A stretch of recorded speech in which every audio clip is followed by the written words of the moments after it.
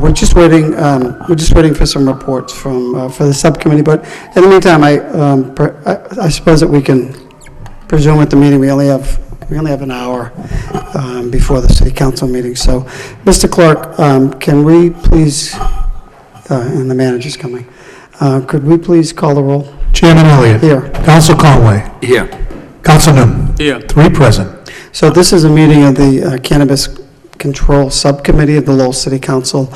We call this meeting to continue to have updates and to address some concerns, certainly concerns that I have regarding the process, if you will. There's been a couple of articles in the newspaper about a particular facility. And I guess I just want to, at the outset, make it clear that, and I think this is part of the reason that we should have this meeting, to explain to the public exactly what the process is, albeit the legislation is vague in terms of how this is rolled out. So let's just be clear. Can we just be clear that this entity on Westford, on the corner of Westford and Stedman Street, they do not have a license from the Cannabis Control Commission. They do not have permission from the planning board. They do not have a host community agreement from the city of Lowell. So there are no permits, no licenses, nothing has been issued to this particular entity. That's correct. The city manager has not signed any host community agreement for a retail dispensary other than the one that was signed with Patriot Care. So for the folks in the audience, we just want to make that clear, and maybe you know that. I want the people at home to know. And I think the process is a little bit convoluted because and I mentioned this about 3 weeks ago before the city council meeting, or during the council meeting to the manager, that, we have an entity going out posting a public hearing, holding a public hearing, and to me, the average person at home saying this is a public hearing and they're proceeding, they must have been given a license, they must have been given a permit, they must have been given something in order to go out and hold a public hearing. That's not the case, and I think from here tonight that we need to let the applicants know, and I know under the law they're allowed to do that, but I feel that we need to establish some stipulations to these individuals who have only applied. They've only applied to the city. One retail establishment has been given an agreement, but yet not a license. So there's a two-tier approach to the people in the audience and the people watching.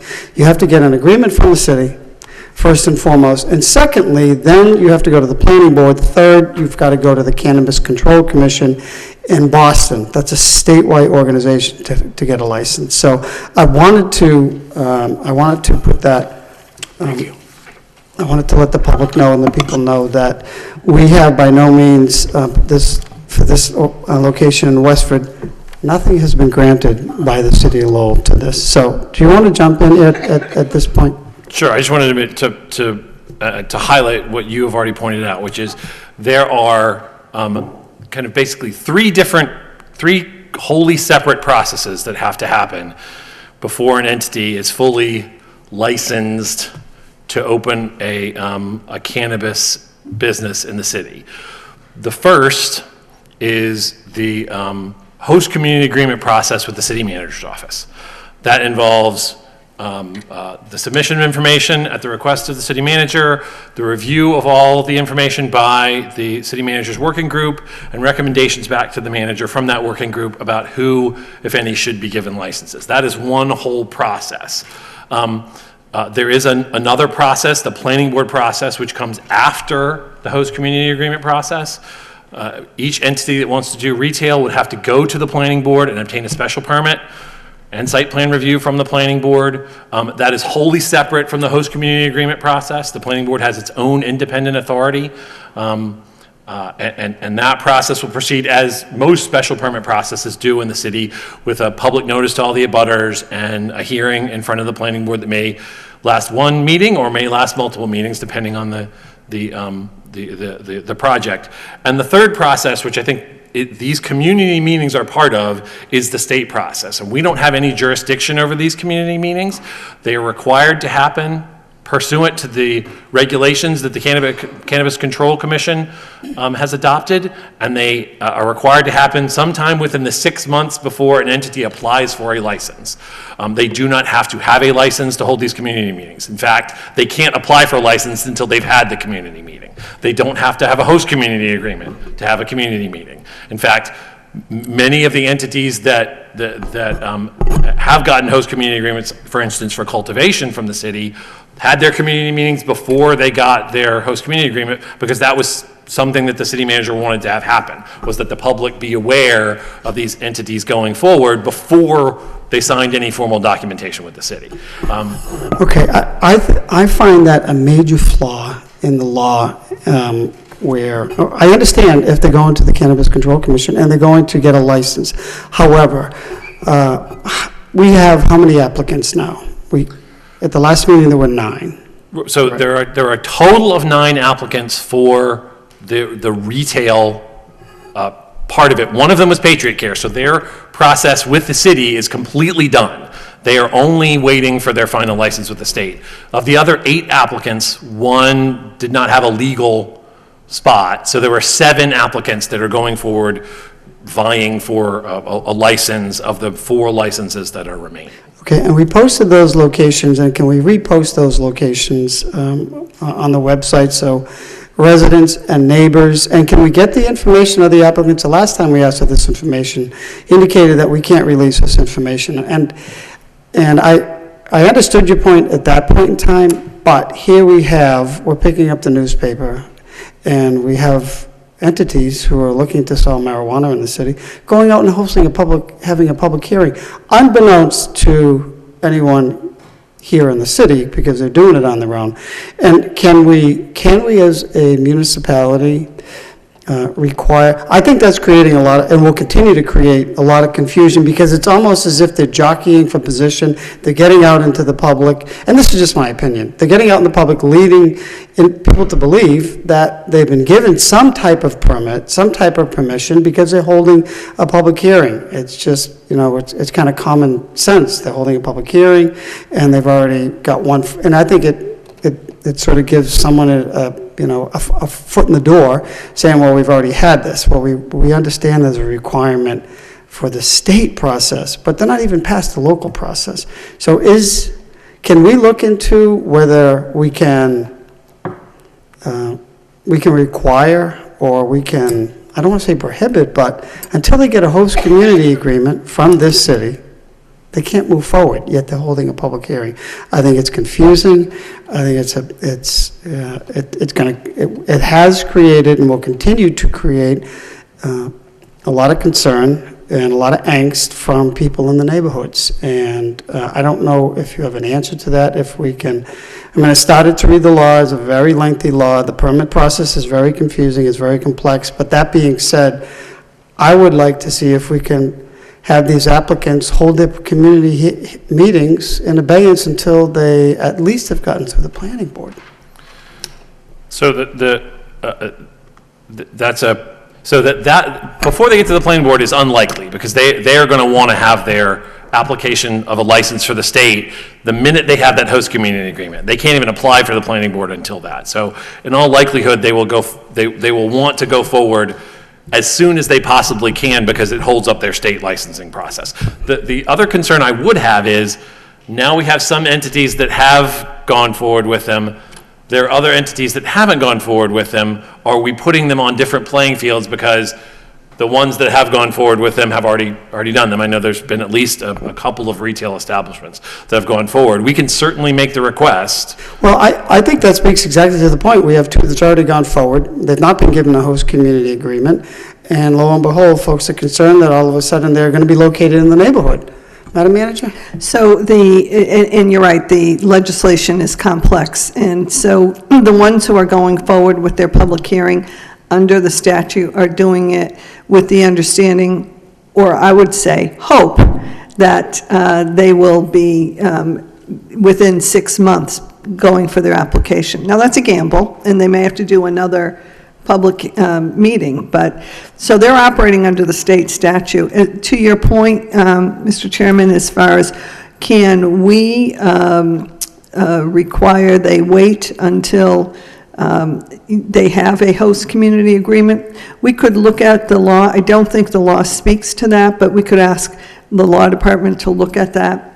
One thing we know is the likelihood of changing the law is probably slim, but Right. can we try and look and see under the existing legislation if we can make that, I mean, the barn door has already been open in terms of the ones who've had theirs, but I do think whether it's that meeting or the planning board, which will be a public meeting, when people have host community agreements, the public does want to know and does want to participate. I think here's a perfect example, and then I'll turn it over to my colleagues. A good example, we have a neighborhood concerned with not only this location, but the traffic and the parking and the proximity to other, the clinic and, or two clinics. And this entity, this company doesn't even have, they don't have anything. I know the CMR, I haven't got through the entire CMR, I have to say, but perhaps we can take a look at it to see, at least hold off until once they have a host community agreement, I understand, because we are vetting it in the city, and then that kicks off the process of the planning board and the Cannabis Control Commission, right? Okay. I know we have a lot of folks that want to speak, so I'll just get questions, and then we'll go right. Actually, not a question. I'm going to get up and speak afterwards. But what I would like to say, Mr. Chairman, is that these prior meetings that I have attended are not considered public meetings, and they have told us that. They are outreach community programs. And they also have stated that they have to go before all the boards and everything, that they have not had any okays from the city.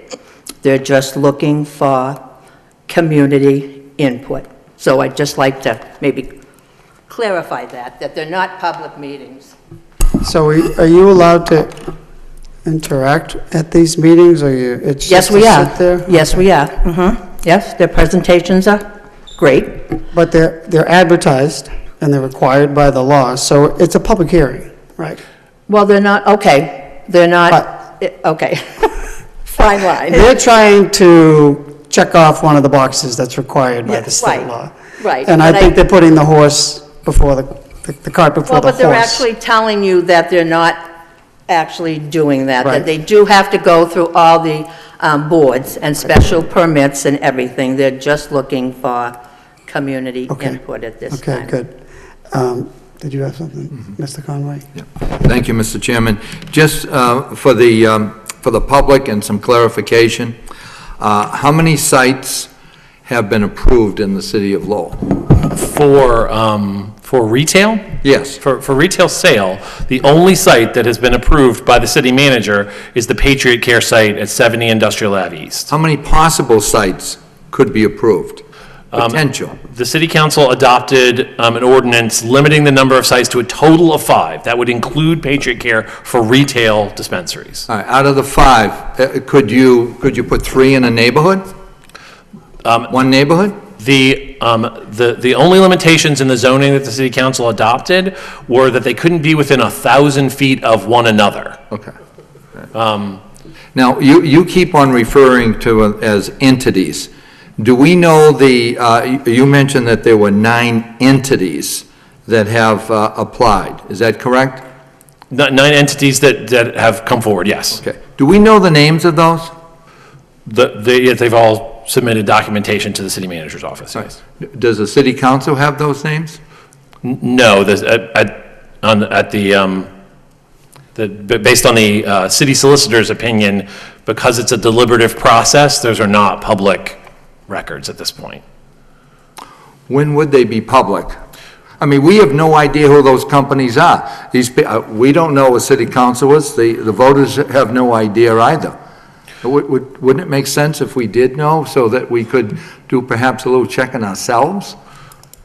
Well, again, according to the city solicitor, because it's a deliberative process, once the host community agreement is signed, then that becomes a public document and so for instance, since the last meeting, we've had host community agreements signed with 4 separate entities for cultivation only, cultivation and manufacturing. But once it's signed, what does that actually mean?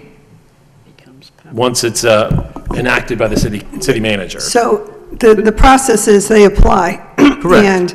And then we go through our deliberation and review of them, and there's a number of criteria, and we've added another criteria, and that is what's their parking plan, what's their traffic mitigation plan, which they're going to need when they go to the planning board, but we're making it part of the request before we approve that. We want to know what is it that they're going to present to the planning board. At that point, again, because of the statute, and I'm not saying I agree with it, we have to have a minimum of 5 retail stores in Lowell. And so then, once they have a host community agreement, then they can move forward with the planning board and the special permit process. And then at that point, when they go through that level, then they can go to the State Cannabis Control Commission, where they will also be vetted, and their companies will be looked at and so forth. So it's the Cannabis Control Commission that actually issues the license for them to do business. I just have one more question, because I know people want to chime in and let, talk about it. When you're talking about the traffic situation, do we have something in place if they do not abide by that? And the reason why I'm saying it is because I believe it was something in the paper, and I certainly read it online too. I think it's Leicester. Out yeah. in, outside of Worcester, and I read about that, and, here's a small little town of about 12,000 people, and I read the description of what's going on. It's 7 days a week, it's 12 hours a day, and that traffic is backed up literally miles. People are urinating out in the street. They can't move. Their lifestyle has completely changed. So what I'm afraid of, obviously, is something like that happening here. What's the recourse? Because if you have 7 days a week, 12 hours a day, then I would think you'd have a lot of policemen out there directing traffic. So that's why when we take a look at that, I want to make sure if this is what we have to do, which I don't agree with, to be quite frank with you, but if this is what we have to do, I think we have to be totally 100% upfront somehow, that if they don't abide by the rules and regulations, then their license is pulled or fines or whatever it may be.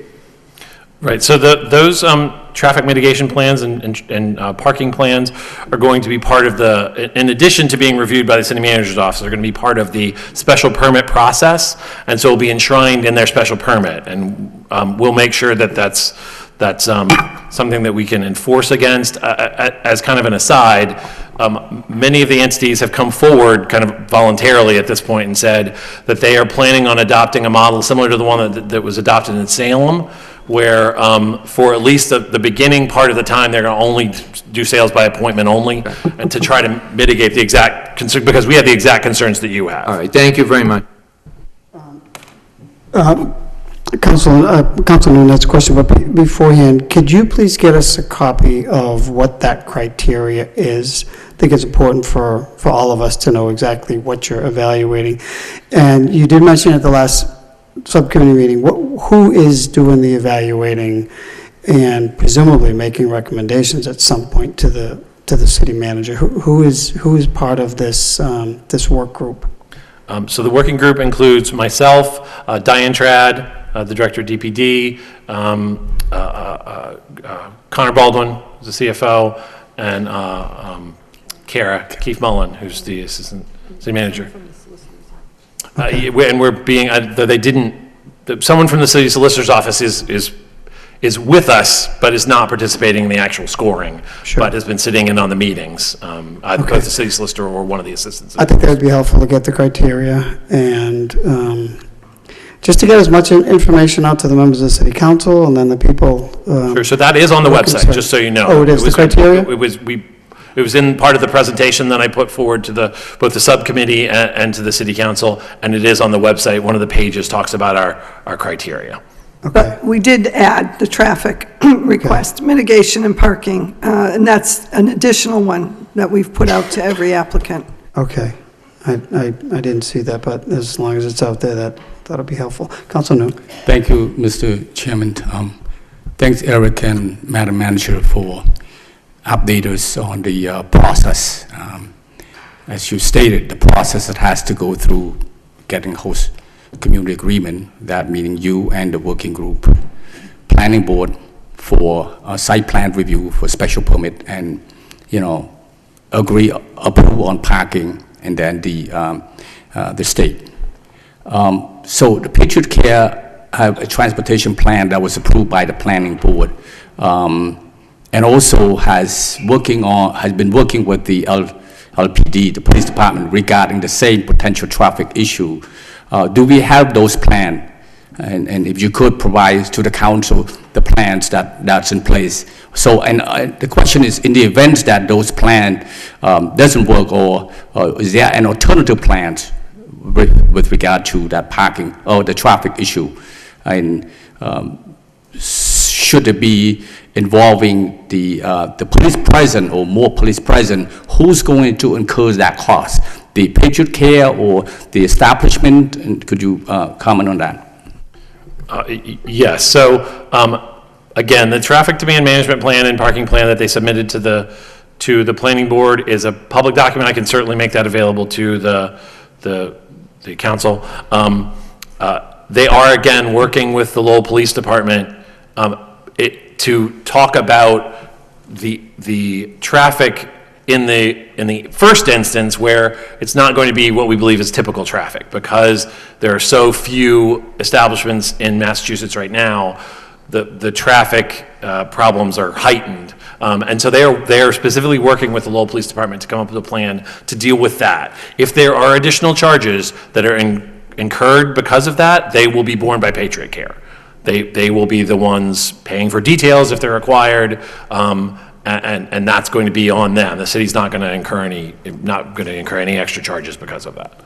Could you please put that the traffic plan on the website, along with, I know you have the manager has a host agreement on that plan, on that site already. Maybe put it underneath it, so that people who want to learn more about the traffic plan that the city has agreed with the planning board and or the LPD, they can review that and see that, and so it certainly be helpful. Certainly. Right now it is on the city's website under the planning board section, but we'll link it to the marijuana page so that it's more readily available. Was there any discussion at all about, so when this opened, people are going to gravitate to it? I know that other location has been open for about 5 already by the state, approved by the state. So was there any discussion about people who want to come and purchase it by appointment only? Was there any discussion on that? People who, if you want to come by appointment only, and maybe down the road, if the traffic slack off or appointment slack off, maybe you can do that. Maybe the first couple month opening of it,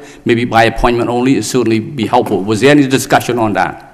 That was not discussed at the planning board. Again, I don't think that anybody in the state anticipated the kind of traffic issues that Leicester experienced and Northampton have experienced. So it's certainly something we're going to be bringing up with Patriot Care before they're opening, and strongly encouraging them to adopt that model, because we think that that's probably the smartest thing to do for purposes of traffic. Thank you, Mr. Chairman. Council Mercer, Council Lee, and then we want to get to members of the public forum, Councilor and Mayor Caulfield. Thank you, Mr. Chairman.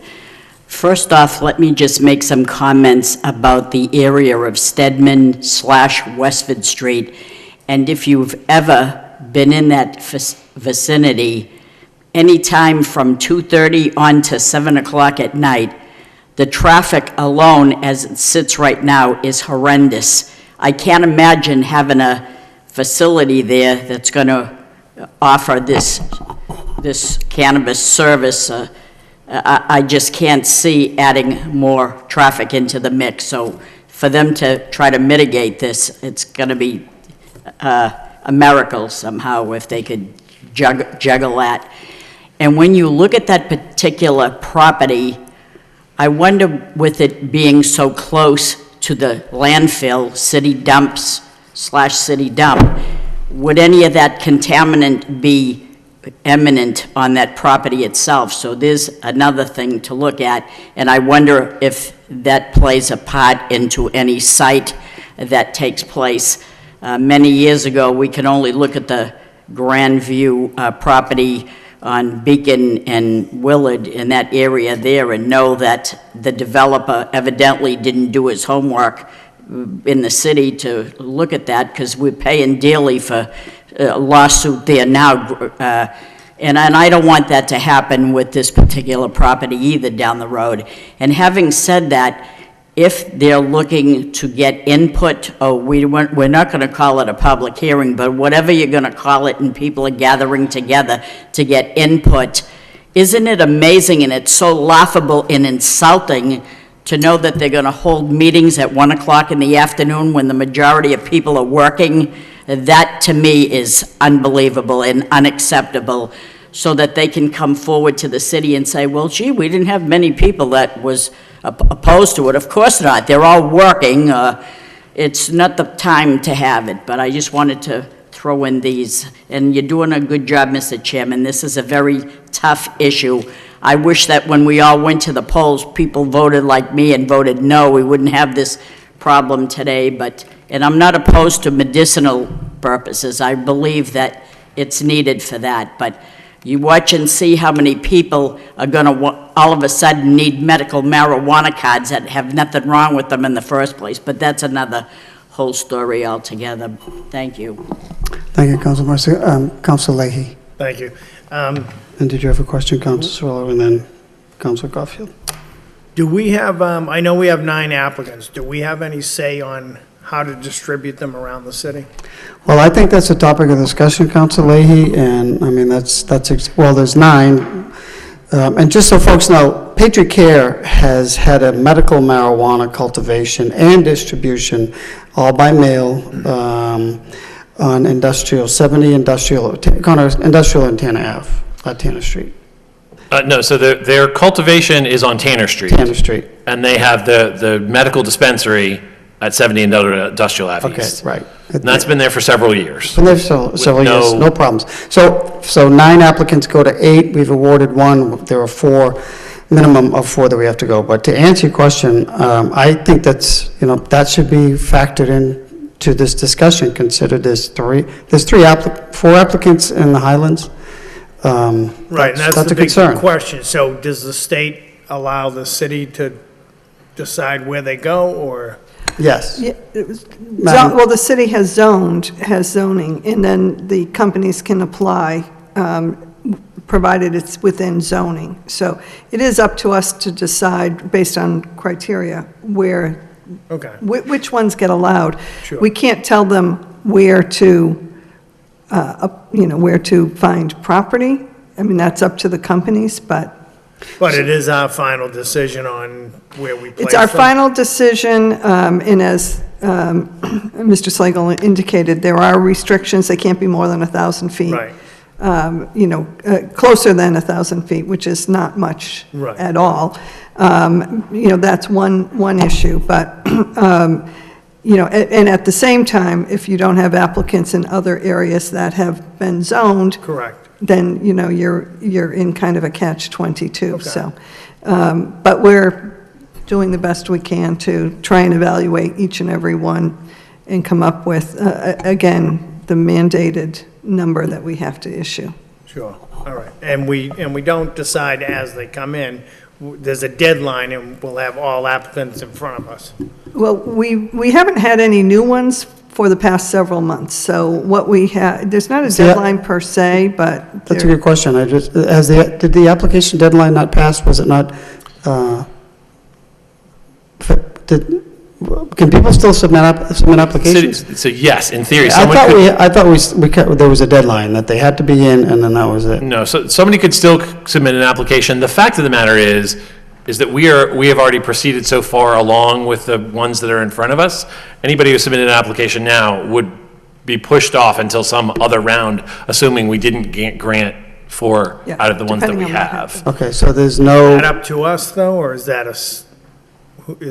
That's who up has to the final- city, that's up to the city manager. So we could say to you, if we so choose to, let's take a look at this, and I'm just throwing a month out. We could say, let's see what we have in front of us by February and decide how to distribute them around, right? Yeah, I think at some point, the Attorney General, who has weighed in on some of the communities who had a moratorium, and they sought to extend the moratorium, and she has said, no, it's time now to get going on this. So, I mean, at some point, we are operating in good faith, and we are processing, but at some point, I think there would be some action to say, you know, you've got to get going and issue licenses. But, you know, we aren't doing anything in haste. We're taking our time to deliberate because it is important. This is important to get it right. And Lowell is not an easy place to locate, even with the zoning that the council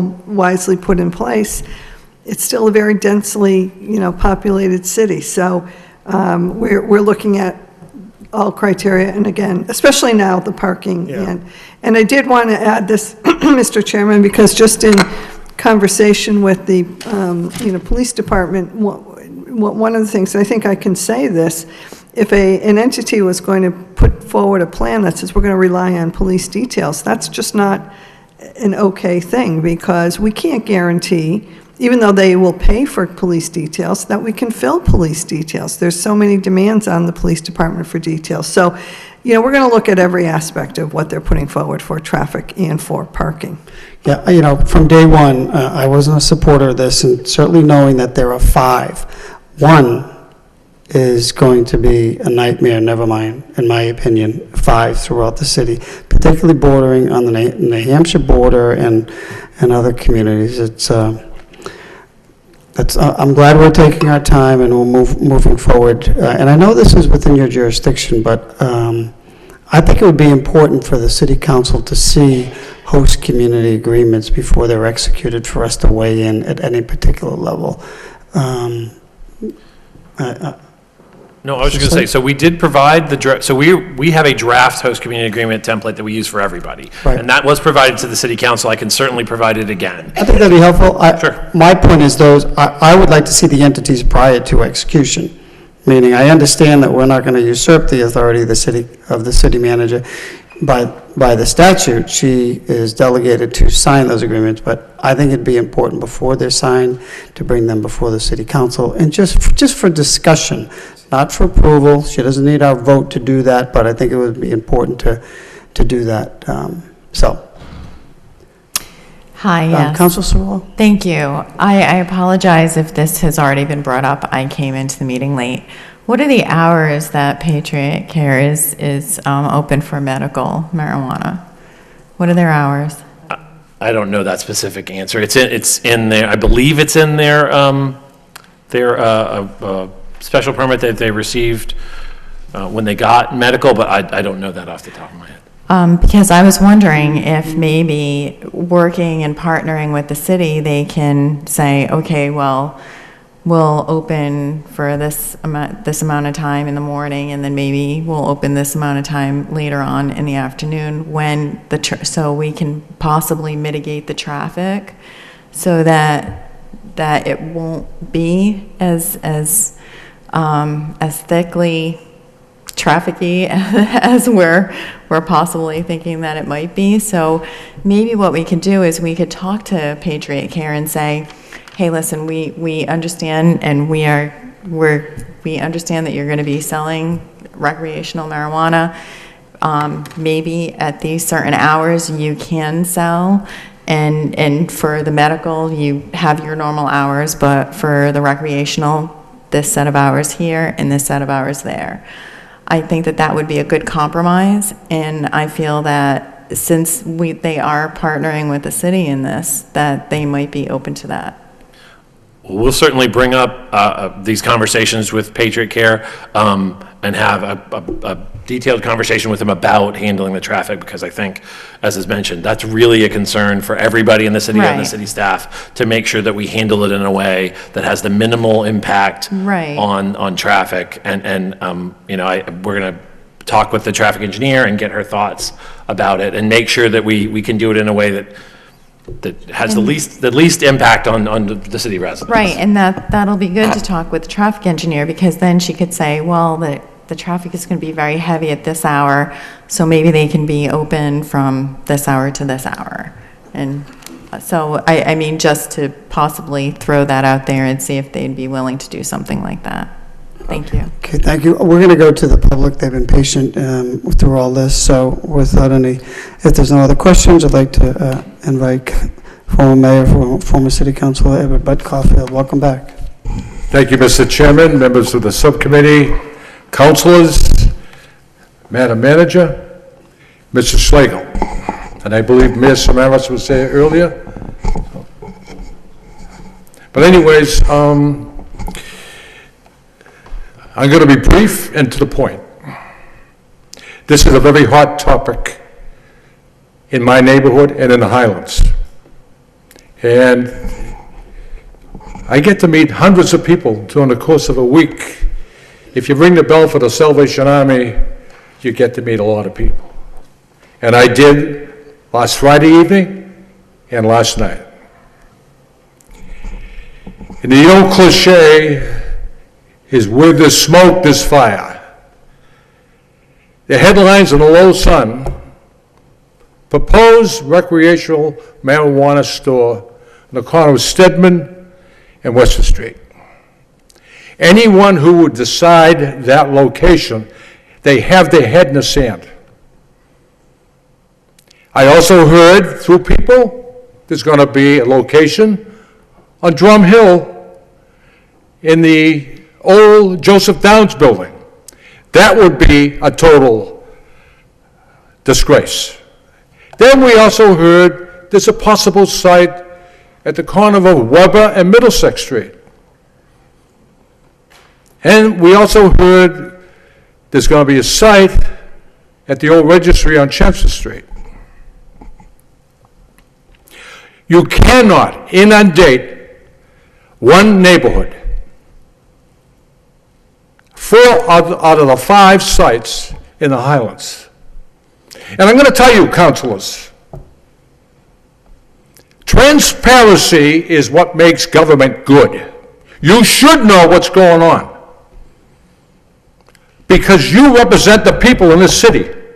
You represent me, these people in the neighborhood, and the 106,000 people that live here. And we expect, when we ask you a question, you have an answer. Apparently you don't.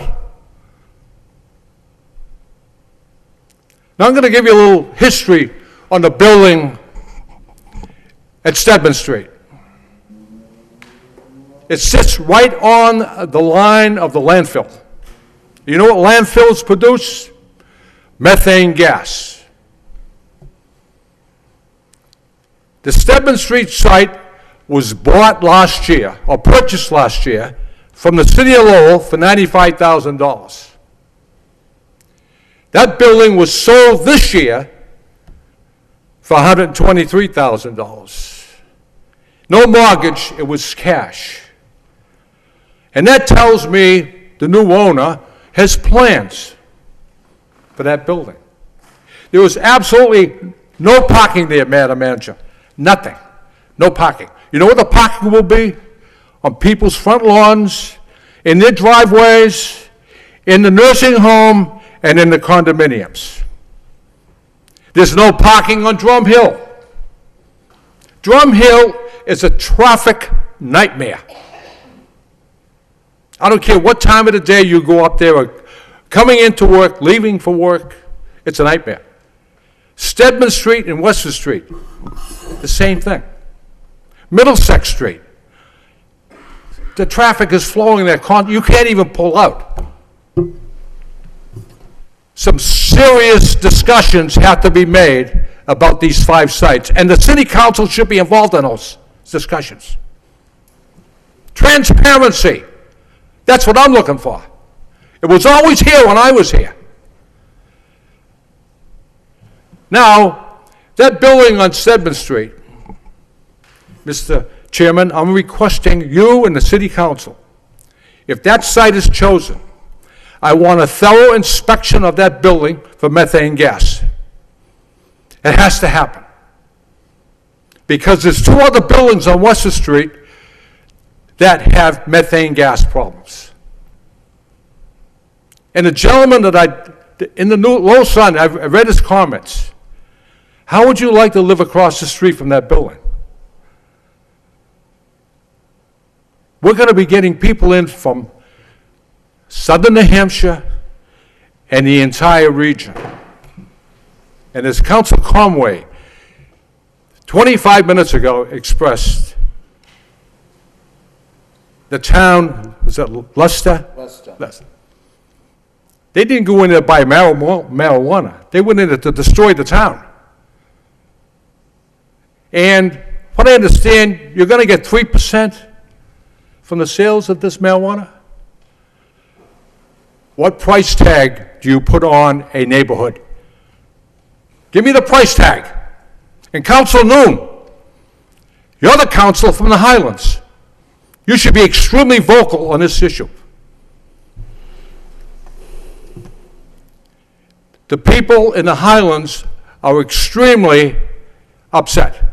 And I'm going to tell you this, don't wake a sleeping dog. Thank you. Thank you, Councilor. Anybody else? Ty?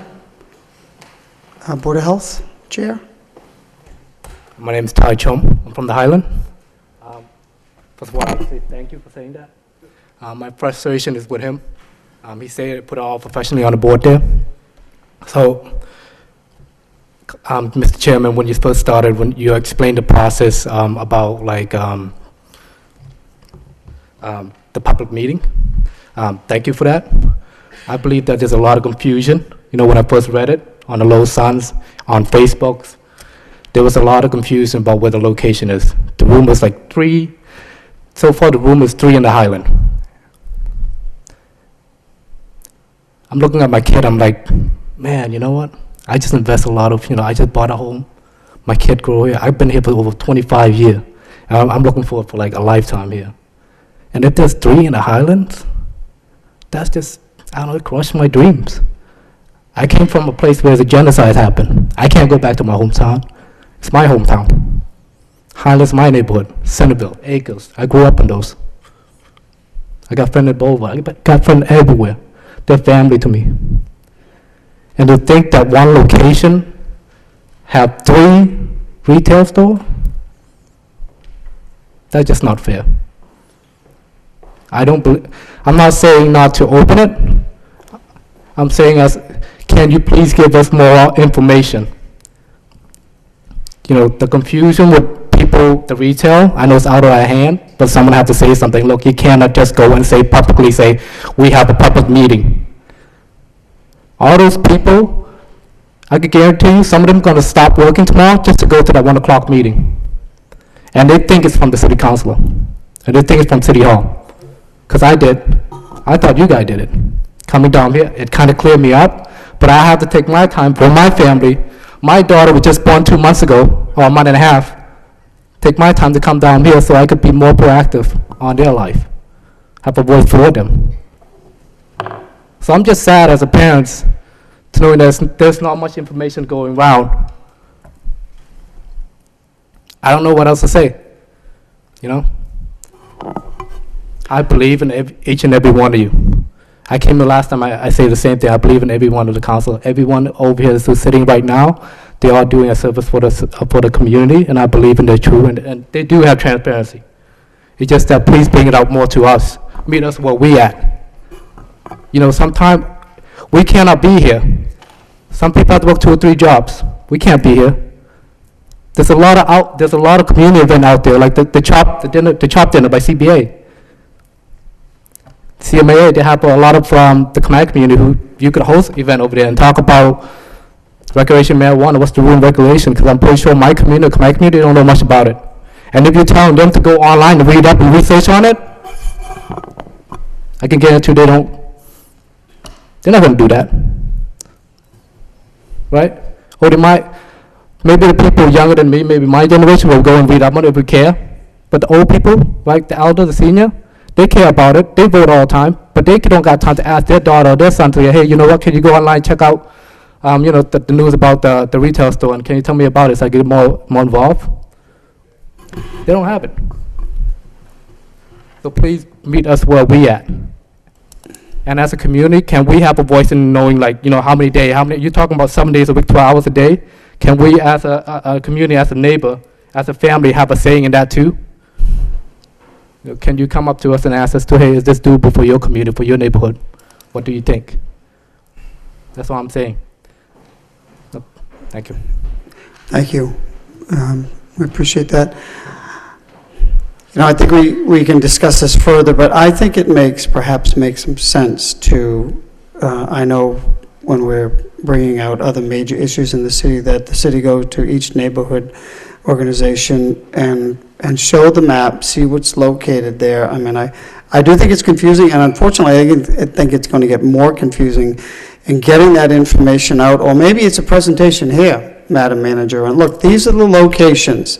Nothing is not only certain, but nothing has been awarded, no permits, no license, nothing, with the exception of the location with the cultivation plant, and get the information out there so when you do see these public notices or community meetings, that's all they are. And the city, I think Ty's right. I think when there's a public notice, that's the first thing I thought when I saw a public hearing notice, I think it was about 3 weeks ago at Post 662, I called you, Madam Mayor, to say, what is going on? I brought it up at the council meeting here saying, and you explained, this is the process, but I don't think that message has gone loud and clear. And maybe it's going to the neighborhood organizations to say, this is the map, these are the locations, and it's plotted on the map. This, and this is what we're dealing with. So I don't know, I think we need to think about that. Just make one quick point. Okay. Yeah, just one quick point, Madam Manager. Any of these public meetings that take place, where they were talking about 2 o'clock in the afternoon or 1 o'clock in the afternoon, is there any way that we can mandate this, that it's after work hours so that people can, what do you mean no? This is part of the state law, Counselor. This is part of the statute that and we don't have. So the state law says 1 o'clock? No, the state law does not say 1 o'clock. It says they have to have a community meeting. Right. Period. But They don't contact us about it. Let me just be perfectly clear. Okay. I read about it in the paper, just like everybody here read about one that was taking place, I think, at Cobblestones. We don't have any control over that, and they may have to have another community meeting, as I said, because under the law, they have to do it 6 months before they apply to the state. So they're just out there doing that. But let me just, and I'll stop with this. The fact is that you've got 9 entities that want to do business in here. If I want to do business, I think I'd probably bend over backwards for the community to make sure that I did whatever I could so I could get one of those sites. I mean, wouldn't it be, even if we sat down, or you sat down and talked to them and said, look, be more reasonable instead of 1 o'clock in the afternoon, to have it at 5 o'clock or 6 o'clock so people could join in. Even if you can't, you're saying you cannot mandate it, but. We don't even know they're doing it, Okay. Counselor. So it's hard to mandate when they don't even contact us and telling us they're doing it. Now, if it came to the situation where and we're a long way from that, but if it came to the situation someone had a host community agreement, the public hearing that would happen here at City Hall with the planning board is a whole different matter, but we're. Okay, thank you. It's unfortunate and it's hard to process that we've given no permit, no permission, no licenses, yet these organizations are going out there holding public hearings in the middle of the day when people don't know, it's like under the cloak of darkness, just to satisfy that they had a community meeting, but. Thank you, Mr. Chairman. We will make sure that it's made clear tomorrow at 1 o'clock to those folks that if they'd really like to work with the Highlands neighborhood, that they hold their next meeting in the evening. And it is it is frustrating to have that being held at 1 o'clock in the afternoon the week before Christmas. Not sure what their plan is, but that is frustrating. I'd just like to make 2 quick points, reiterate what Councilor Caulfield said about Westford Street and Stedman Street. it's a nightmare now in terms of traffic. It doesn't matter what kind of facility they're putting there. We're not anti-pot facility people. Whatever business was planned for there would be very tough in terms of a business that's going to be open long hours, probably 6 or 7 days a week with plenty of traffic, they hope. And so it's a bad spot. And just in general, I would just like to ask the city planners, when they're looking at the big picture, and we're hearing that 4 or 5 of the 5 facilities are going to be potentially cited, or at least requested, of those 7 facilities, that 4 or 5 of them are requesting to be cited in the Highlands. And so to have them in a really small, tight area of one neighborhood, all 5 of them, I would just question whether that's city planning-wise appropriate. Thank you for your time. Thank you. You know, that's one of the catch-22. When we went through the zoning, we were trying to get our hands around this so they're not being located in the tourist district or the central business district, so we put them on the outskirts, they weren't going to be affecting neighborhoods, right in the heart of neighborhoods in these districts. So if you do look at the map and if you do look at the zones that were created, they are on the outskirts to try to minimize that. However, you know, fast forward, it's right off the highway, and of course, that's where every bottleneck takes place. I empathize. I'm in that traffic every single day, and it's gridlock. And it's not just from 3 to 5 anymore. It's 2 to 6, 2 to 7 on Middlesex Street, and coming down, you know, trying to get over the Warp Bridge. So clearly traffic is going to play a role in some of those locations. I'm sorry, we're going to continue to move forward. I knew I should have booked this at 5 o'clock, but we couldn't get back. Robert Hunt, 48 Florence Avenue, Lowell, Mass. Thank you, Mr. Chairman, members of the committee. What you just said was ideal. I think that what really bothers me most tonight was to find out that there's only a 1,000-foot buffer between the two, and I think the way to get around this is to open that back up and make it much larger than that. Then I think you get away from the 3 or 4 retail shops in one neighborhood. I don't know if that's possible. I think that's part of the legislation. That's part of the state law. That's a state law? Yeah. Yeah, that was a bad one. Yeah. You know, I take that back. That was the zoning. That was our zoning. So I So that's take better that then. back. So we still have the opportunity to do that? Oh, to zoning, yes. So Because do. we only have Patriot Care, but before we do any others, we certainly would have to change that before we get that far. And I asked the council members tonight to take a look at it and look at changing that, you know, so you don't get it all. Then you alleviate the problem of 3 in one neighborhood, whether it's Pawtucketville, Belvedere, the Highlands, the Acre, whatever. At least it distributes it, because all in one. And just to echo, if you live in the Highlands and you see the poor bedraggled people coming down Westford Street going to get methadone in the morning, or I've rousted a few out of bushes that sleep there because they can't get, you know, they can't make it down there, just to have one on the corner there it's not a good idea. It's just a bad idea. I mean, it doesn't help the neighborhoods at all. So, thank you very much. You're welcome. Thank you, Mr. Hunt. Anyone else?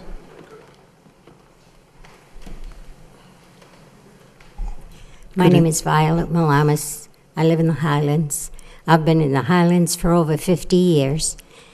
I think that the people that decided to do this for my community are really not thinking at all, because especially the clinic that's going to go off Chelmsford Street, that is going to go into the old registry, 100 feet is not a lot, and there are 2 schools involved there, and the children are innocent, but some of these people are not responsible. I'm not saying all of them, but some of them are not responsible. Are we going to subject our children to this? Not a good idea. Not a good idea at all. And there are some elderly people, too, that walk those roads. Are they going to have to be subjected to this? I don't think a lot of thinking went into this. I don't think a lot of planning went into this. And I also think that we are a college community. I don't think it's good for the people that are going to college. I mean, why not try it? It's so close. Let's give it a shot. I mean, we can graduate from this to something else. Why not? I mean, irresponsibility is irresponsibility, and please don't let our leaders in this community be that irresponsible. Try to think a little bit more about the people that pay taxes, the people that live here, the people that love this area. Don't destroy it. Thank you. You're welcome. I think that was very well put. I think many of us, if we had our way, we would not have any of these in the city, but that's just... That's very true, Mr. Chairman. But unfortunately, it was voted in, and we have to accept it. But what we do not have to accept is 5 of them going into the Highlands, which I'm sure that this board will do their due diligence. And as I stated earlier, I have attended the 2 prior meetings. The one at Drum Hill was very well presented, poorly attended, and there again stated that they still had to go before all the boards for their permit, that it was not really a public meeting, just an outreach. And the same with the one at the registry. And then I did read about the one in the paper yesterday, and I'll be very nice, I won't say anything about that. But anyways, I have toured the facility, Patriot Care, on Industrial Ave, and I do have to say it's a very well-run organization. The gentleman, Bob Mayerson, has been very gracious to the Highlands. He calls, he's been to our meetings and all of that. Traffic, yes, may be a little bit of an issue there, but I think because where it's located, it shouldn't be quite as bad as some of the other locations. And they are open from 8 till 10, and as Bob stated, most of the traffic is in the morning and after work at night. So, with that said, I wish Patriot Care the best of luck, but there again, they still have to go before all the boards. So I would just like to say to the counselors and this subcommittee that before you actually do the other 4, that you might give them some consideration as to where they're going. Thank you. Thank you, Ms. Judge. Council Conway? Yes, thank you. I'd like to make a motion, ask the city manager to present host community agreements to the city council for discussion before they're signed. Second. Any discussion? All those in favor signify by saying aye. And the opposed, that motion carries. We'll bring that in. Thank you for attending. We will continue to hold these subcommittee meetings when there are, and there will be, unfortunately, there'll be other applicants that are going to look to hold these community meetings. Again, please let residents know that the city is not sponsoring these hearings. We have no role. This is just the applicant, and we just want to get that word out that no licenses, permits have been given, and you will know when any agreement has been agreed upon, the city manager is going to bring it to the entire city council for discussion, and she doesn't need our approval. She can sign it, but One last comment, please. I would like to thank Eileen's office for sending Shauna Forcia to these meetings, because Shauna, along with I, have attended all of these meetings. Well, you know, Madam Manager, maybe that's a very good idea that Shauna go to all of the other meetings and say, look, here's the packet of information, here are the applicants, and they're only applicants, but they might be holding hearings that we are not that we're not sponsoring. And when we know about it, she has gone to those meetings as well. Again, so just so we know what's being said and what's being presented, so. Okay. Is there a way that the applicants, I know we can't require them, but you have the organizations that they can let you know, so we can let the city, you know, the neighborhoods know? Sure, When so is they do send notice to the planning board, so Okay.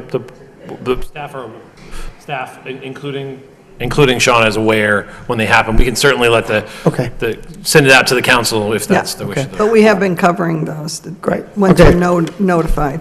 Thank you very much. Please feel free to keep the council involved. If we do hear anything, we'll let everyone else know. So thank you for the time we've gone over. I knew this was going to be a good meeting. Motion to adjourn by Councilor Conway, second by Councilor Noon. All those in favor signify by saying aye, and the opposed. That motion carries. This meeting stands adjourned.